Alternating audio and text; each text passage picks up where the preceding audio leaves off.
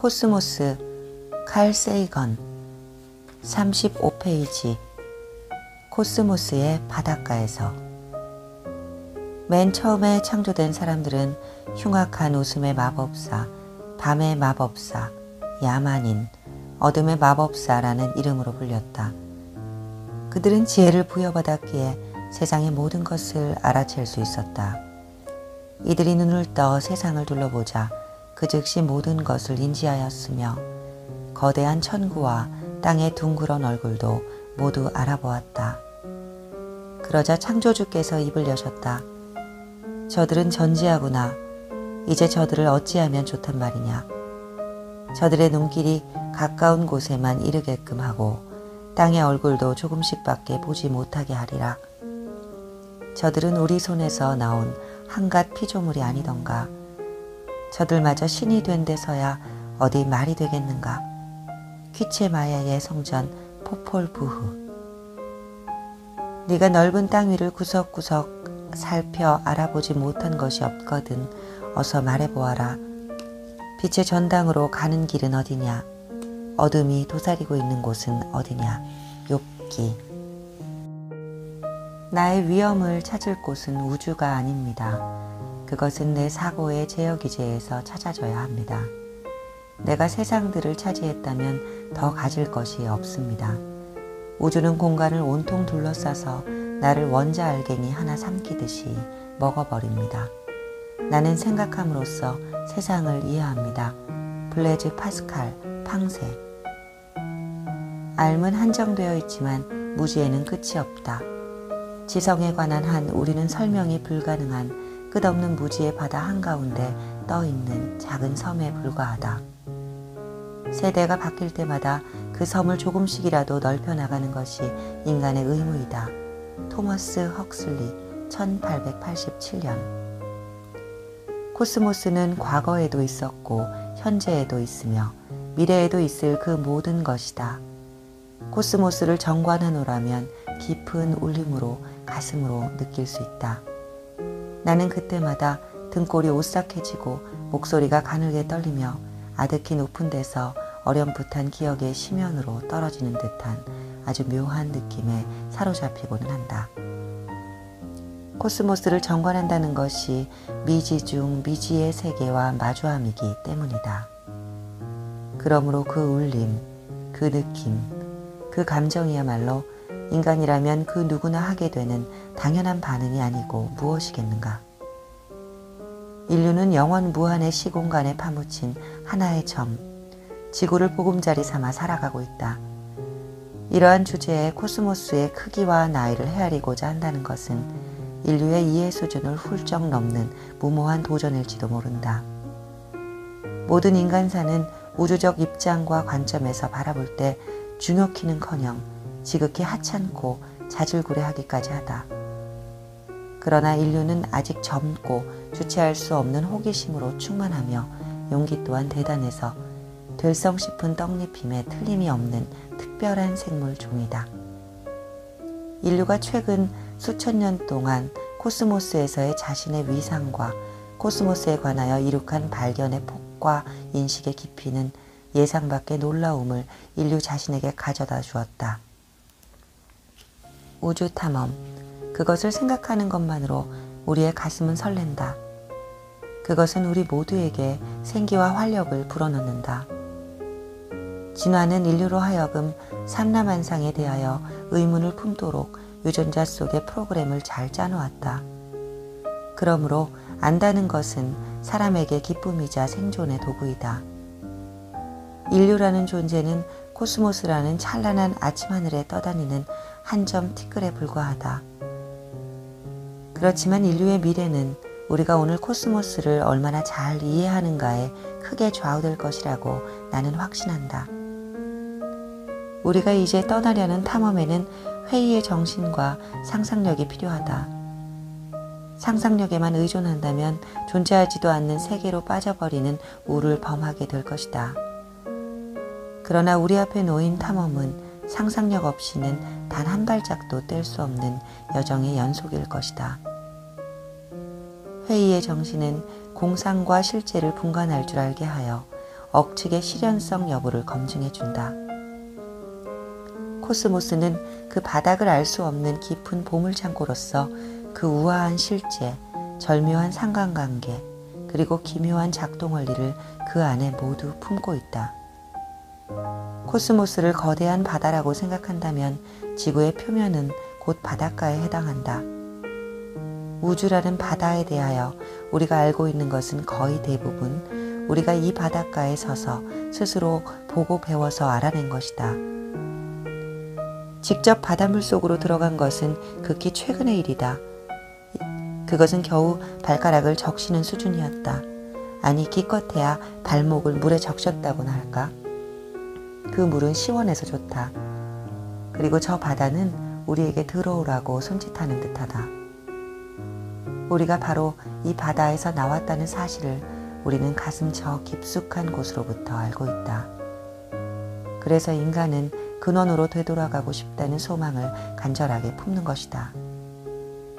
비록 우리의 이러한 갈망이 미지의 신들의 심기를 불편케 할지언정 그것을 불경스럽다고만 탓하지 말자. 코스모스는 너무 거대하여 우리가 통상 사용하는 길이 단위인 미터나 마일로는 도무지 그 크기를 가늠할 수 없다. 미터나 마일은 지상에서 쓰기에 편리하도록 고안된 단위일 뿐이다. 천문학에서는 그 대신 빛의 빠른 속도를 이용하여 거리를 잰다. 빛은 1초에 약 18만 6천 마일 또는 거의 30만 킬로미터, 즉 지구를 7바퀴 돈다. 빛은 태양에서 지구까지 8분이면 온다. 그러므로 태양은 지구에서 약 8광분만큼 떨어져 있다. 빛은 1년이면 10조 킬로미터, 약 6조 마일을 간다. 천문학자들은 빛이 1년 동안 지나간 거리를 하나의 단위로 삼아 1광년이라고 부른다. 광년은 시간을 재는 단위가 아니라 거리를, 그것도 엄청나게 먼 거리를 재는 단위이다. 지구는 우주에서 결코 유일무이한 장소라고 할 수 없다. 그렇다고 해서 우주 어디에서나 볼 수 있는 아주 전형적인 곳은 더더욱 아니다. 행성이나 별이나 은하를 전형적인 곳이라 할 수 있는 까닭은 코스모스의 대부분이 텅 빈 공간이기 때문이다. 코스모스에서 일반적인 곳이라 할 만한 곳은 저 광대하고 냉랭하고 어디로 가나 텅 비어 있으며 끝없는 밤으로 채워진 은하 사이의 공간이다. 그 공간은 참으로 괴이하고 외로운 곳이라서 그곳에 있는 행성과 별과 은하들이 가슴 시리도록 귀하고 아름다워 보인다. 코스모스의 어느 한 구석을 무작위로 찍는다고 했을 때 그곳이 운 좋게 행성 바로 위나 근처일 확률은 10의 마이너스 33승이다.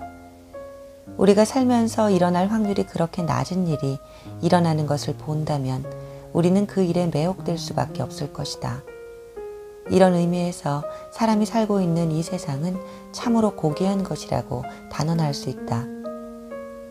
은하와 은하 사이의 공간에서 본다면 바다 물결 위의 흰 거품처럼 헤아릴 수도 없이 많은 희미하고 가냘픈 덩굴손 모양의 빗줄기가 암흑을 배경으로 떠 있는 것이 보일 것이다.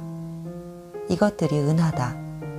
이들 중에는 홀로 떠다니는 고독한 녀석도 있지만 대부분은 은하단이라는 집단을 이루며 한데 어우러져 거대한 코스모스의 암흑 속을 끝없이 떠다닌다. 이것이 우리가 아는 코스모스의 가장 거시적인 모습이며 여기가 바로 성운들의 세계이다. 우주에서 80억 광년 떨어진 곳, 우리가 우주의 중간쯤으로 알고 있는 머나먼 저곳이 성운들의 세상이란 말이다.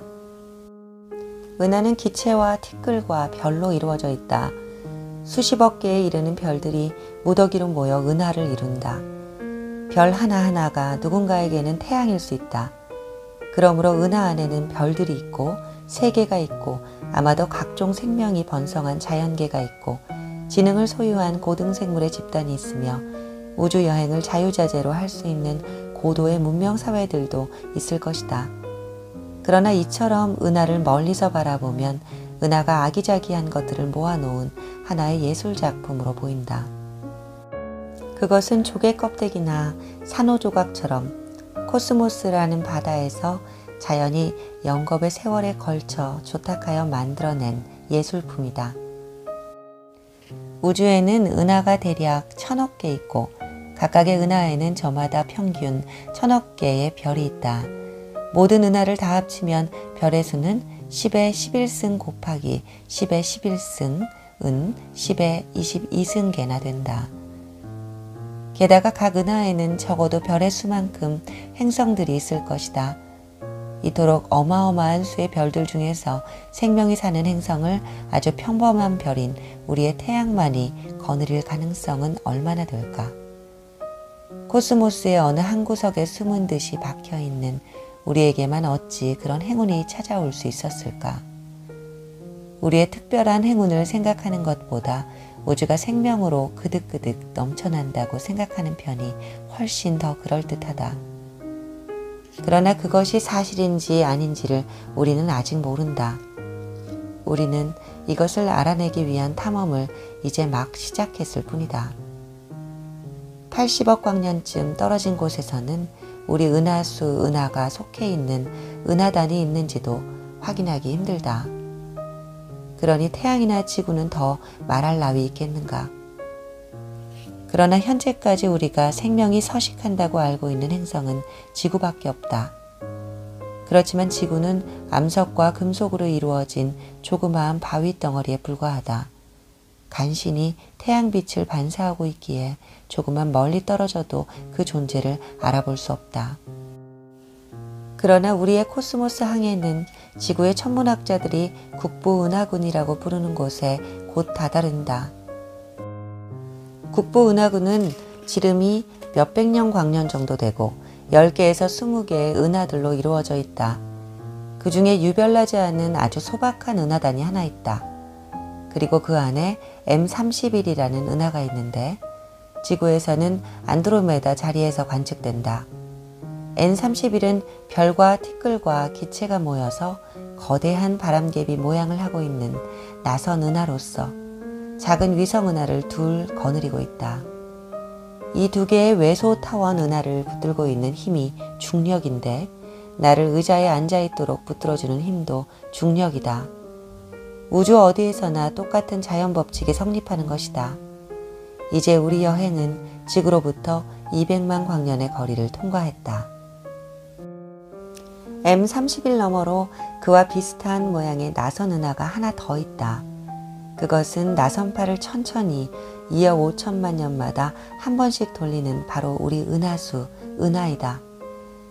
이제 우리는 인류의 보금자리, 지구에서 4만 광년쯤 떨어진 곳에 와 있다. 그렇다면 지금부터 우리는 은하수 은하의 중력에 붙잡혀 은하 중심부로 끌려 들어갈 것이다. 그러나 우리의 목표는 지구이므로 은하수 은하의 가장자리, 나선팔의 한쪽 끝, 은하 변두리의 이름 없는 장소로 방향을 돌려야 한다. 나선팔 안은 물론이고 나선팔과 나선팔 사이를 지나다 보면 스스로 빛을 내는 별들이 모인 지극히 아름다운 집단들이 우리에게 깊은 인상을 남기며 우리 곁을 스쳐 지나간다. 그 집단들 중에는 비눗방울처럼 갸냘프게 생겼으면서 태양 1만 개 또는 지구 1쪽에나 들어갈 수 있을 만큼 어마어마하게 큰 것들이 있다. 또 천체들 중에는 크기는 작은 마을만 하지만 그 밀도는 납의 100조 배나 되는 것도 있다. 태양처럼 홀몸인 별도 있지만 동반성과 함께하는 별이 더 많다. 별들은 주로 두 별이 서로 상대방 주위를 도는 하나의 쌍성계를 이룬다. 그리고 겨우 별 셋으로 이루어지는 항성계에서 시작하여 연암은 별들이 엉성하게 모여있는 성단, 수백만 개의 구성원을 뽐내는 거대한 구상성단까지 천차만별의 항성계들이 은하에 있다. 쌍성계들 중에는 두 구성별이 맞닿을 정도로 가까워 상대방의 별의 물질을 서로 주고받는 근접 쌍성계들도 있다. 대부분 쌍성계에는 두 별이 태양과 목성 정도의 거리를 두고 서로 멀리 떨어져 있다. 초신성같이 저 혼자 내는 빛이 은하 전체가 내는 빛과 맞먹을 만큼 밝은 천체가 있는가 하면 블랙홀과 같이 겨우 몇 킬로미터만 떨어져도 보이지 않는 어두운 별이 있다. 밝기만 보더라도 일정한 빛을 내는 별이 있는가 하면 불규칙하게 가물거리는 별이 있고 틀림없는 주기로 깜빡이는 별도 있다.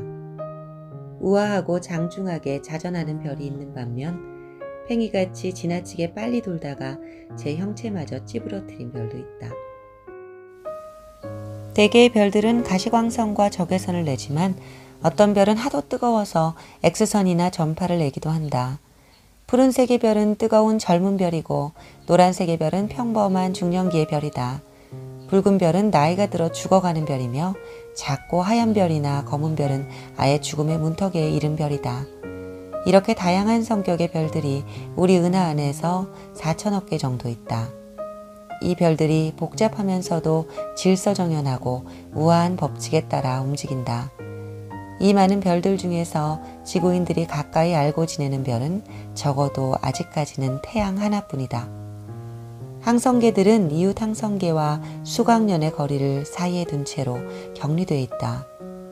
그러므로 그들 하나하나가 우주의 외딴 섬인 셈이다.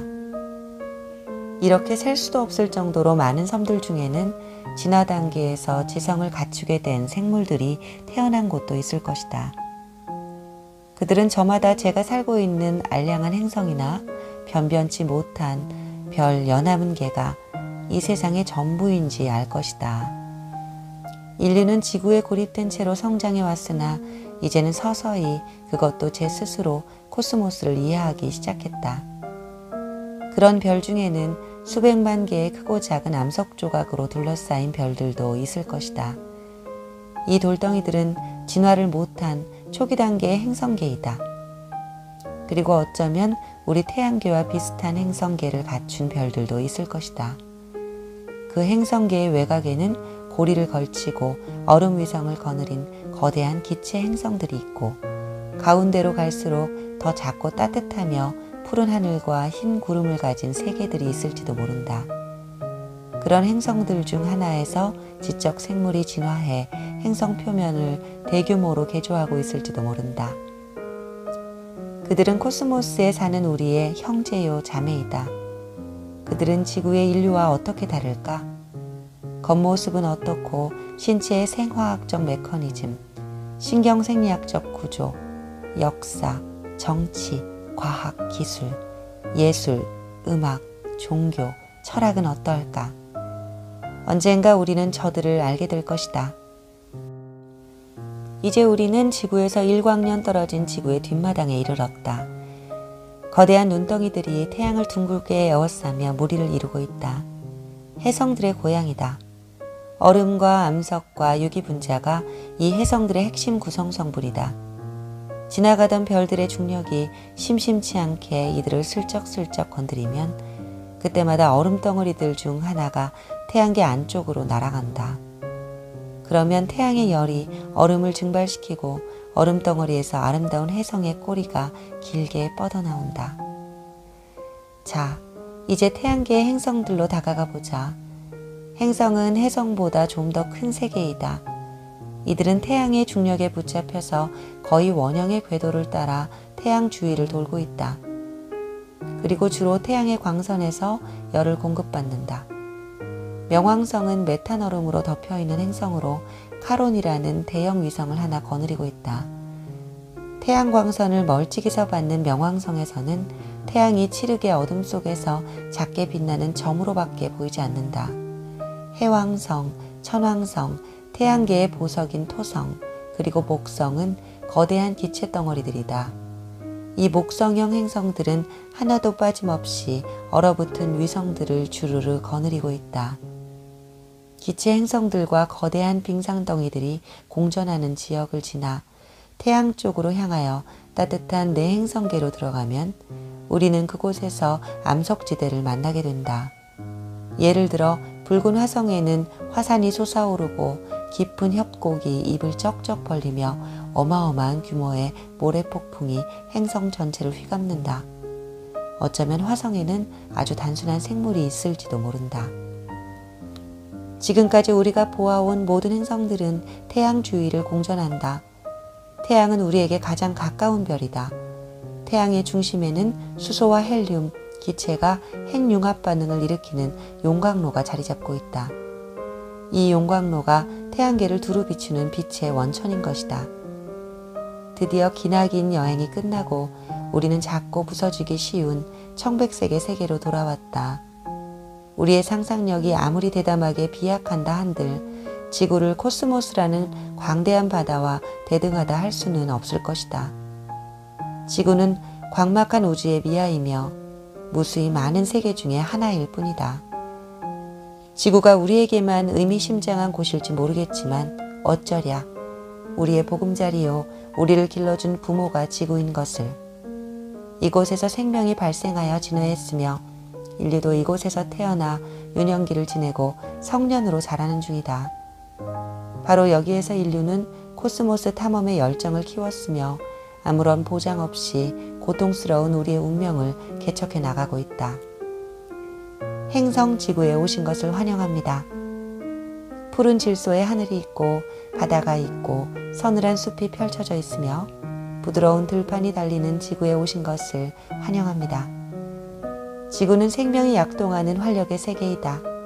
지구는 우주적 관점에서 볼 때에도 가슴 시리도록 아름답고 귀한 세상이다.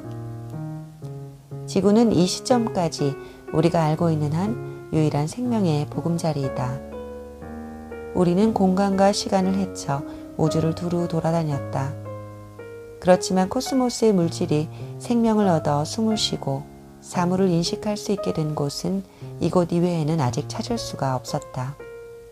이곳은 확실히 물질이 인식의 주체가 될 수 있었던 곳이다. 이와 비슷한 세계가 우주 곳곳에 흩어져 있겠지만 그곳들은 우리가 앞으로 찾아야 할 희망의 대상이다. 위대한 탐험은 바로 여기 지구에서 시작될 것이다. 인류가 값비싼 대가를 치르면서 100만 년 이상의 긴 세월을 거쳐 걷어들이고 축적해 놓은 지혜로 우주 탐사의 문을 열 수 있었던 곳이 바로 여기 지구란 말이다. 오늘날 우리는 위대한 지성들과 동시대를 살고 있다. 그들은 명석하며 호기심으로 가득 찬 용기 있는 인물들이다. 한 발 더 나아가서 현대는 학구적 탐험의 정신을 높이 사는 시대이다. 우리가 이러한 시대 정신과 함께 살 수 있다니 얼마나 큰 축복일까. 돌이켜보건대 인류는 별에서 태어났다. 그리고 잠시 지구라 불리는 세계에 몸을 담고 살고 있다. 그러나 이제 자신의 원초적 고향으로 돌아가고 싶어 감히 그 기나긴 여정의 첫 발을 내딛고자 하는 것이다. 인류 문명사에서 중요한 것들은 대체로 고대 근동 지역에서 발견되고 만들어졌다. 지구가 조그마한 세계라는 인식 역시 현대인들이 기원전 3세기라고 부르는 시절에 당시의 거대한 도시 이집트의 알렉산드리아에서 비롯되었다. 그 무렵 알렉산드리아에서는 에라토스테네스라는 인물이 살고 있었다. 그를 시기하고 경쟁의 상대로 여겼던 어떤 사람들은 그를 베타라고 불렀다고 한다. 베타는 알다시피 그리스어 알파벳의 두 번째 글자이다. 에라토스테네스는 무슨 일을 하든 그 분야에서 여지없이 세계 둘째가는 사람이기 때문에 베타라는 이름으로 불렀다는 것이다. 그러나 에라토스테네스가 손을 댄 거의 모든 분야에서 그는 베타가 아니라 아주 확실한 알파였다. 에라토스테네스는 천문학자이자 역사학자, 지리학자, 철학자, 시인, 연극 평론가였으며 수학자였다. 천문학에서 시작하여 고통으로부터의 자유까지 그가 쓴 책의 제목만 보아도 그의 관심이 광범위하고 다양했음을 알 수 있다. 그는 또한 유명한 알렉산드리아 도서관을 책임진 도서관장이었다. 어느 날 거기서 그는 파피루스 책에 다음과 같은 내용이 적혀 있는 것을 보았다. 남쪽 변방인 시에네 지방 나일강의 첫 급류 가까운 곳에서는 6월 21일 정오에 수직으로 꽂은 막대기가 그림자를 들이우지 않는다. 1년 중 낮이 가장 긴 하진날에는 한낮에 가까이 갈수록 사원의 기둥들이 들이우는 그림자가 점점 짧아졌고 정오가 되면 아예 없어졌으며 그때 깊은 우물 속 수면 위로 태양이 비춰 보인다고 쓰여 있었다. 태양이 머리 바로 위에 있다는 뜻이었다. 보통 사람 같으면 쉽게 지나쳐버릴 관측 보고였다. 나무 막대기, 그림자, 우물 속에 비친 태양의 그림자, 태양의 위치처럼 단순하고 일상적인 일들이 무슨 중요한 의미를 품고 있으랴. 그러나 에라토스테네스는 과학자였다. 그는 이렇게 평범한 사건들을 유심히 봄으로써 세상을 바꾸어 놓았다. 어떻게 보면 세상이 다시 만들어졌다고 해도 과언이 아니다. 에라토스테네스는 실험 정신이 강한 학자였다. 그는 실제로 알렉산드리아에 막대를 수직으로 꽂고 그 막대가 6월 21일 정오에 그림자를 들이우는지를 직접 조사했다. 결과는 그림자가 생긴다였다.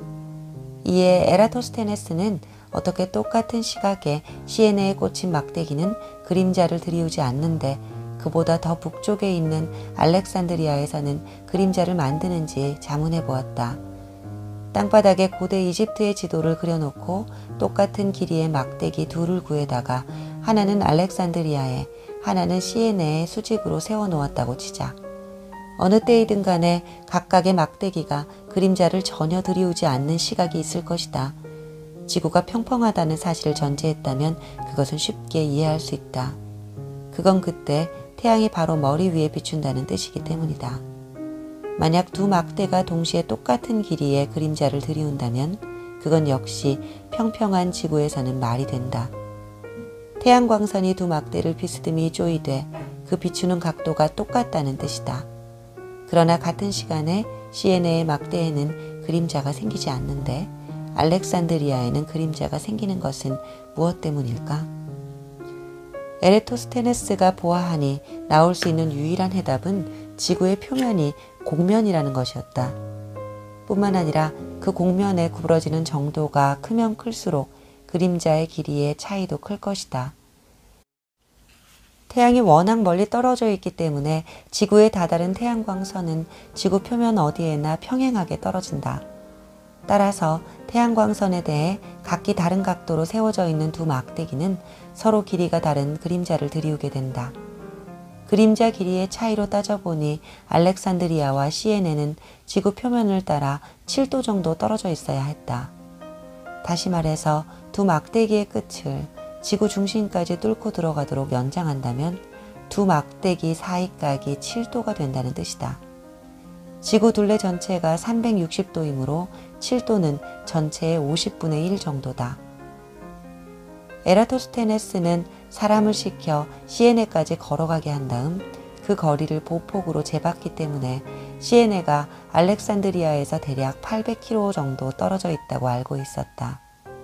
800km의 50배이면 4만 km. 이것이 바로 지구의 둘레인 것이다. 제대로 나온 답이었다. 그때 에라토스테네스가 사용한 도구라고 할 만한 것은 막대기, 눈, 발과 머리, 그리고 실험으로 확인코자 하는 정신이 전부였다. 그 정도만 가지고 에라토스테네스는 지구 둘레를 겨우 몇 퍼센트 오차로 정확하게 추정할 수 있었던 것이다. 22,000년 전의 실험치고는 대단한 성과를 거둔 셈이다. 따라서 에라토스테네스를 인류 역사상 처음으로 한 행성의 크기를 정확하게 측정한 사람이라고 할 수 있을 것이다. 그 당시 지중해 연안의 사람들은 항해술이 뛰어나기로 유명했다. 그리고 알렉산드리아는 지구상 최대의 항구 도시였다. 누구든 일단 지구가 그만한 지름을 갖춘 공 모양을 하고 있는 줄 안다면 탐험 여행을 한다든지 미지의 땅을 찾아 나선다든지 혹시 한 발 더 나아가 지구를 한 바퀴 돌아오고 싶지 않았겠는가? 에라토스테네스의 시대로부터 400년 전에 이미 이집트의 파라오 네코가 고용한 페니키아의 선단이 아프리카 대륙을 일주한 적이 있었다. 그들은 가판도 없는 작고 약한 배로 홍해에서 출항하여 아프리카 동편 해안을 따라 떠내려갔다가 대서양을 타고 올라와 다시 지중해를 거쳐 돌아왔을 것이다. 이 서사시적 항해를 마치는데 3년이 소요됐다고 한다.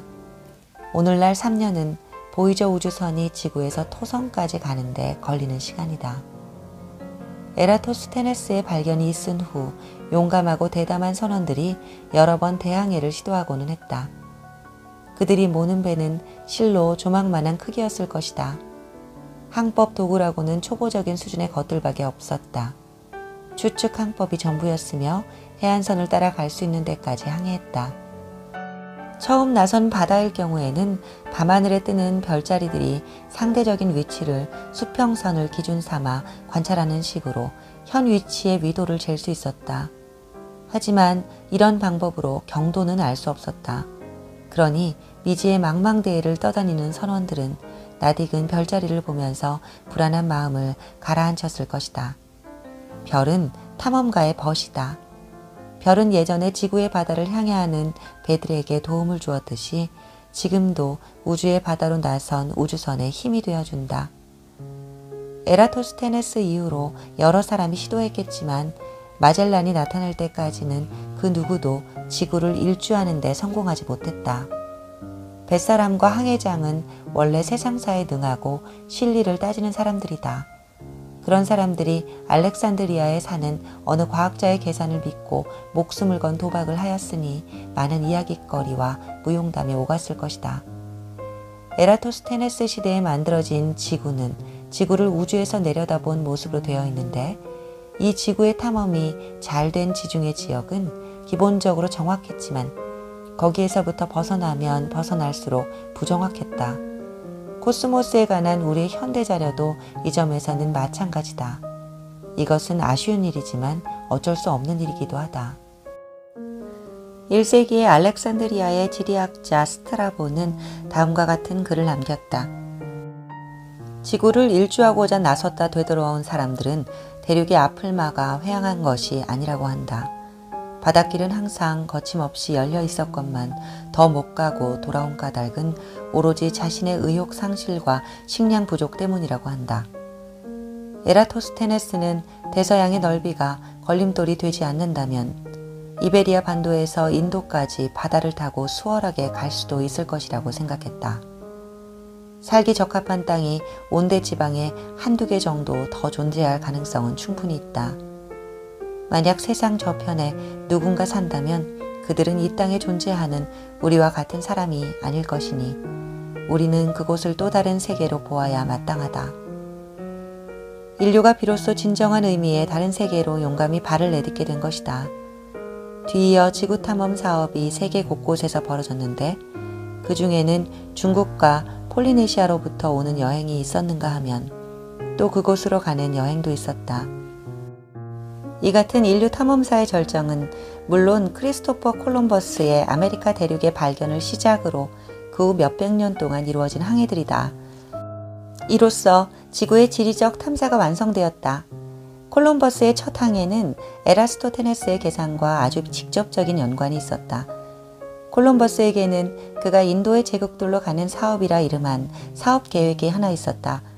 그것은 일본과 중국, 인도를 목표로 항해할 때 동쪽으로 아프리카의 해안선을 따라 배를 몰아가는 것이 아니라 뱃머리를 돌려 미지의 서쪽 바다로 담대하게 뛰어들자는 것이었다.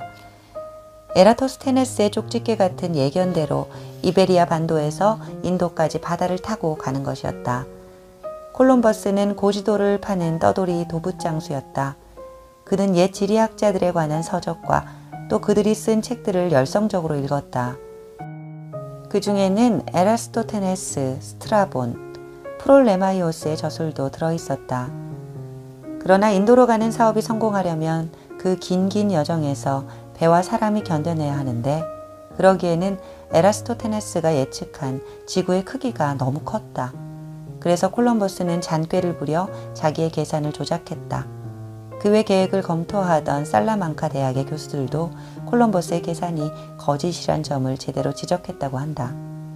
콜럼버스는 구할 수 있는 책을 다 뒤져 지구의 둘레로서 그 중에서 가장 짧은 것을 택했고 아시아 대륙은 동쪽으로 가장 긴 것을 찾아낸 다음 그 수치마저 늘렸던 것이다.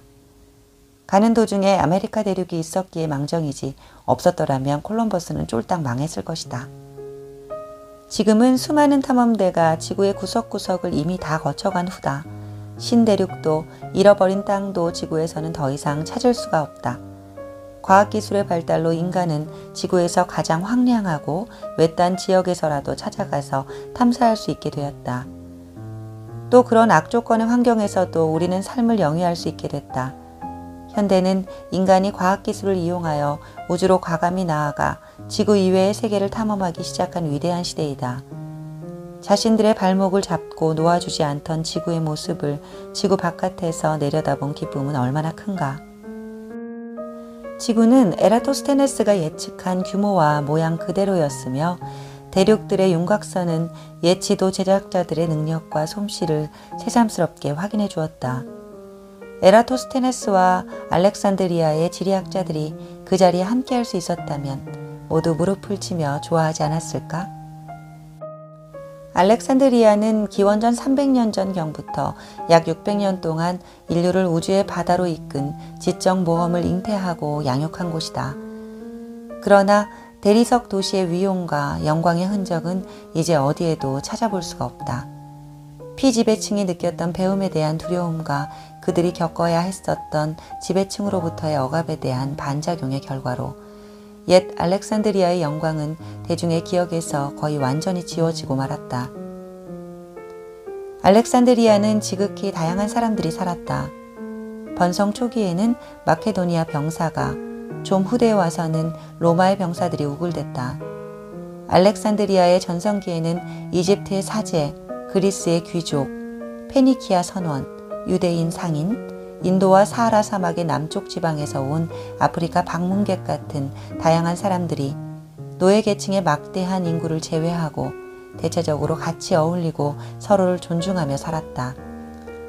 알렉산드리아는 알렉산더 대왕이 그의 전 경호원을 시켜 건설한 도시다. 알렉산더 대왕은 외래 문화를 존중했고 개방적 성격의 인물로서 지식 추구의 분위기를 조성하는 데 주력했다. 전설에 따르면 알렉산더 대왕이 종 모양의 잠수기구를 타고 홍해 바닷속으로 내려간 세계 최초의 인물이라고 한다. 그 사건의 사실 여부는 여기서 그리 중요하지 않다. 이 이야기 하나만으로 우리는 그의 탐구 정신을 충분히 알 수 있기 때문이다. 알렉산더 대왕은 자기 수하의 장군들과 병사들이 페르시아나 인도의 여인들과 혼인하기를 권장했다. 그는 다른 나라의 신도 존중했으며 이국적이고 기이한 동물들을 수집했다. 스승인 아리스토텔레스에게는 코끼리를 선물하기도 했다. 그는 호화롭게 건설된 이 도시가 무역, 문화, 학문에 관한 세계의 중심지가 되기를 원했다. 폭이 30m나 되는 넓은 도로를 깔고 그 주위는 우아한 건축물과 조각상 등으로 꾸몄다. 알렉산드리아에서는 알렉산더 대왕의 기념 묘역과 고대 세계 7대 불가사의 중의 하나인 파로스 등대를 볼 수 있었다. 그러나 알렉산드리아의 제일 가는 자랑거리는 알렉산드리아 대도서관과 그 부속 박물관들이었다. 박물관이란 사실 이름을 그대로 옮기면 뮤즈라고 불렀던 9신의 전공 분야에서 각각 받쳐진 연구소였다. 그 전설의 도서관은 거의 모두 사라져버렸고 오늘날에는 당시 별관에 불과했던 세라피움이라는 축축하고 잊혀진 지하실 하나만 남아있다. 세라피움은 본래 세라피스 신에게 바쳐진 신전이었는데 후대의 지식에 봉헌된 성전으로 바뀐 셈이다. 물질적인 유물로는 썩어져 부서져가는 채꽂이 선반 서너 개가 고작이다. 그러나 이곳이 한때에는 지구에서 가장 거대했던 도시의 심장이자 영광이었다. 세계 역사상 최초로 설립된 진정한 의미의 연구 현장이었다. 도서관 소속 학자들은 코스모스 전체를 연구했다. 코스모스는 우주의 질서를 뜻하는 그리스어이며 카오스에 대응되는 개념이기도 하다. 코스모스라는 단어는 만물이 서로 깊이 연관되어 있음을 내포한다. 그리고 우주가 얼마나 미묘하고 복잡하게 만들어지고 돌아가는지에 대한 인간의 경외심이 이 단어 하나에 고스란히 담겨져 있다. 학자들은 알렉산드리아 대도서관에 모여 물리학, 문학, 약학, 천문학, 지리학, 철학, 수학, 생물학, 공학 등을 두루 탐구할 수 있었다. 과학과 학문의 시대가 도래했던 것이다. 전 세계의 천재들이 몰려와서 함께 용약하던 알렉산드리아 대도서관은 인류 역사상 최초로 세계의 모든 지식을 체계적으로 수집하여 집대성하려던 곳이었다. 알렉산드리아 대도서관에서 활동한 학자들 중에는 에라스토테네스 이외에도 별자리의 지도를 작성하고 별의 밝기를 추정한 히파르코스가 있었고 기하학을 명쾌하게 체계화하고 어려운 수학 문제로 끙끙거리던 임금에게 기하학에는 왕도가 없습니다 라는 말을 건넨 유명한 유클리드가 있었다. 기하학에 유클리드가 있었다면 한편 언어학에서는 트라키아, 디오니시스가 있어 말의 품사를 정의하고 언어학의 체계를 확립했다. 생리학자였던 헤로필로스는 지능이 심장이 아니라 두뇌에서 비롯된다는 사실을 확실히 증명했고, 알렉산드리아의 헤로는 톱니바퀴 열차와 증기기관을 발명하고 로봇에 관한 최초의 책 오토마타를 저술했다. 페르가의 아폴로니우스는 타원, 포물선, 쌍곡선이 원추곡선임을 밝힌 수학자였다. 현재 우리가 잘 알고 있다시피 행성, 해성, 별들의 궤도는 원추곡선으로 기술된다. 아르키메데스는 레오나르도 다빈치가 등장하기 이전의 사람들 중에서 가장 천재적인 공학자였다. 천문학자이자 지리학자이던 프톨레마이오스는 오늘날의 사이비 과학이라 할 점성술을 수집하여 정리했다. 그가 주창한 지구 중심의 우주관인 천동설이 1500년 동안 맹위를 떨쳤다. 지성적 역량이 아무리 뛰어난 사람이라도 형편없이 틀릴 수가 있음을 상기케 하는 인류사의 좋은 예였다. 이러한 위인들 중에 위대한 여인도 있었다. 수학자이자 천문학자이던 히파티아는 도서관의 마지막 등불을 지킨 여인으로서 초석을 쌓은 지 700년이 된 이 도서관이 파괴되고 약탈당할 때 그곳에서 함께 순사했다. 그녀의 이야기는 나중에 더 할 것이다. 알렉산더 대왕을 계승한 그리스 출신의 이집트 왕들은 학문을 아주 진지하게 대했다. 그들은 수백 년 동안 대를 거듭하면서 연구활동을 지원했고, 그 시대의 인재들이 자신들의 역량을 충분히 발휘할 수 있도록 도서관의 학구적 분위기를 유지하는 데 노력했다. 도서관은 10개의 대형 연구실로 나뉘어 각각이 특정 분야의 연구를 수행하였다. 곳곳에 분수대가 있었고 멋지게 늘어선 원기둥들, 식물원, 동물원, 해부실, 천문 관측대가 있었다. 커다란 식당에서 학자들이 여유로이 토의하며 중요한 의견을 자유롭게 교환할 수 있었다. 무엇보다 도서관의 생명은 모아놓은 책들에 있다. 도서관 관계자들은 세상의 모든 문화와 모든 언어를 샅샅이 뒤졌다. 모든 사람들을 해외로 보내서 책을 사들였고 장서를 확충해 나갔다. 알렉산드리아의 정박한 상선은 관리의 검문을 받았는데 검문의 목적은 밀수품 적발이 아니라 책 찾기에 있었다. 책 두루마리가 발견되면 즉시 빌려다가 베낀 뒤 사본은 도서관에 보관하고 원본은 주인에게 돌려주었다. 정확한 수치를 어림하긴 어렵지만 알렉산드리아의 도서관에는 일일이 손으로 쓴 파피루스 두루마리 책이 50만여 권 있을 것으로 추정된다. 그 많던 책들은 다 어떻게 됐는가? 알렉산드리아와 그 대도서관을 낳은 고전 문명이 붕괴되면서 도서관도 서서히 파괴되어 갔다. 장서의 극히 일부만이 후세로 전해졌고 그나마 남은 것도 사방으로 흩어져서 고작 글 몇 줄, 종이 몇 조각이 현재까지 남아있는 것들의 전부이다. 그러므로 그렇게 남은 몇 줄의 문장이나 종이 조각을 읽은 사람들은 누구나 애를 태우며 안타까워할 수밖에 없다. 한 예로 우리가 알고 있는 바에 따르면 알렉산드리아 도서관의 서가에는 사모스의 아리스타르코스라는 천문학자가 쓴 책이 한때 소장되어 있었다고 한다. 그는 지구도 하나의 행성으로서 여타의 행성처럼 태양 주위를 공전한다고 주장했으며 별들이 대단히 멀리 떨어져 있는 천체라는 사실을 알고 있었다고 한다. 그가 내린 결론은 모두 다 옳았지만 이 사실을 재발견하기까지 인류는 거의 2000여 년의 세월을 더 기다려야만 했다. 아리스타르코스의 업적이 소실되기에 느끼게 되는 우리의 애석함이 10만 배를 곱하면 고전 문명이 이룩했던 업적의 숭고함과 그의 파괴가 얼마나 큰 비극을 인류에게 안겨줬는지 아주 조금은 알 수 있을 것이다. 현대과학은 고대 세계가 알고 있던 과학의 수준을 넘어선 지 오래다. 그러나 우리의 역사적 자료에는 메울 수 없는 공백이 이가 빠진 듯 여기저기 뚫려 있다. 알렉산드리아 도서관에 도서 대여증 하나만 남아 있었더라면 과거의 수수께끼들이 많이 밝혀낼 수 있었을 터인데 하는 생각을 하면 참으로 안타깝기가 이를 데 없다. 알렉산드리아 도서관에는 바빌론의 서재인 베로소스가 쓴 3권짜리 세계사가 있었다고 전해지는데 실제 작품은 오늘날 세계 어디에서도 찾아볼 수가 없다. 천지 창조부터 대홍수까지 다루는 제1권에서 베로소스는 그 기간을 43만 2천년으로 잡았다. 이것은 구약 성서의 연대기보다 100여 배나 긴 기간이다. 나는 그 책이 무엇이 적혀 있는지 궁금해서 지금도 견딜 수가 없다. 고대인들은 세계가 아주 오래됐다는 사실을 알고 있다. 그래서 먼 과거까지 들여다보고자 했던 것이다.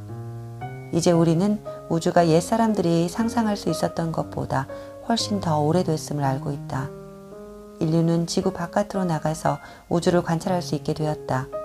그 결과 우리는 한 점 티끌 위에 살고 있고 그 티끌은 그저 그렇고 그런 별의 주변을 돌며 또 그 별은 보잘것없는 어느 은하에 외진 한 귀퉁이에 틀어박혀 있었음을 알게 됐다.